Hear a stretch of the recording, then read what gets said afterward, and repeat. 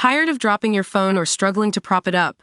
Meet the PopSockets phone grip with expanding kickstand in black, your new must-have accessory. Don't miss out. Grab yours today. Click the link in the video description to shop now on Amazon. Fox News anchor Timpf told her fans that she was forced to make a devastating medical decision after finding out she had cancer last month. Timpf, 36, announced on social media last week that she found out she had breast cancer just 15 hours before she gave birth to her son. In a long post, Timpf told the world that she was diagnosed with stage 0 breast cancer. "Last week, I welcomed my first child into the world. About 15 hours before I went into labor, I was diagnosed with breast cancer," Timpf wrote. "Now, before you worry, my doctor says it's stage 0 and is confident that it almost certainly hasn't spread. Or, as I've explained to the few people I've managed to tell about it so far, don't freak out. It's just like a little bit of cancer." She ended her announcement by saying that she feels lucky to have caught the disease so early and to be a mother to her newborn son. Timpf, who stars on the Fox News show Gutfeld and wrote the book I Used to Like You Until, is answering her followers' questions on Instagram regarding her diagnosis and treatment plans. "Thank you so much for all of the support. It's meant so much to me," Timpf began her video.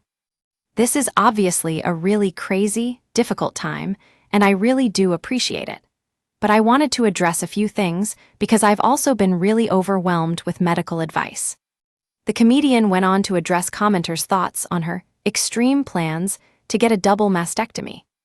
"Trust me, there's no one for whom that seems more extreme than me," she said in the video. Timpf said she doesn't take the operation lightly, but is following the advice of medical professionals around her. "I find it devastating, but I am very grateful to have access to the opinions of many brilliant minds when it comes to breast cancer," she said. "I have been very lucky to have a team that is very knowledgeable on this, and the focus of all these conversations is what's the best thing to do to keep me alive so I'm around for my son for a long time. Every case of breast cancer is very different. There are a lot of details of mine that I haven't shared." The author asked her followers to trust that she is making the right choice for herself and everyone else in her life. "I just want to say trust that I'm making the best decision for me and my family," she said. An unconventional birth announcement. "Last week, I welcomed my first child into the world. About 15 hours before I went into labor, I was diagnosed with breast cancer. Now, before you worry, my doctor says it's stage 0 and is confident that it almost certainly hasn't spread. Or, as I've explained to the few people I've managed to tell about it so far, don't freak out. It's just like a little bit of cancer." Still, it was not a chill day. I mean, to say the least. I woke up more than a week past due pregnant, completely consumed by doing everything I could to get the baby out. By the middle of the afternoon, I was waddling around from appointment to appointment, talking about how to get my cancer out. I sat and listened as they told me that the best course of action would likely be a double mastectomy as soon as possible. I asked all the questions I could, including if I could get a copy of my tumor ultrasound to put on the fridge next to the ultrasound of my baby.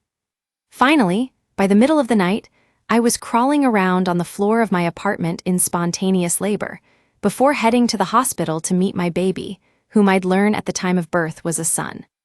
The good news? People who work at hospitals make excellent audiences for dark humor, and, as someone whose first book was about the power of jokes to get through traumatic situations, there was really no better place for me to be. Just minutes after my boy was born, I was talking with the nurses about what a birth announcement in my situation might look like. Should I go with "Mom and baby are doing well, except maybe for mom's cancer, and then maybe the baby after breastfeeding is stunted by her double mastectomy," and then shut off my phone for a week? Anyway, these next 3 months of maternity leave are going to look a lot different than I'd anticipated, and I'm still getting used to my new reality. Still, as I navigate new motherhood and new cancer, I'm learning to celebrate everything I can. I'm lucky that we found the cancer so early. I'm lucky to be my son's mom. I mean, I know I'm biased, but the little dude absolutely rules, and not just because he might have saved my life. Thank you all for your support, laughter, and love as I embrace this wildly unexpected chapter.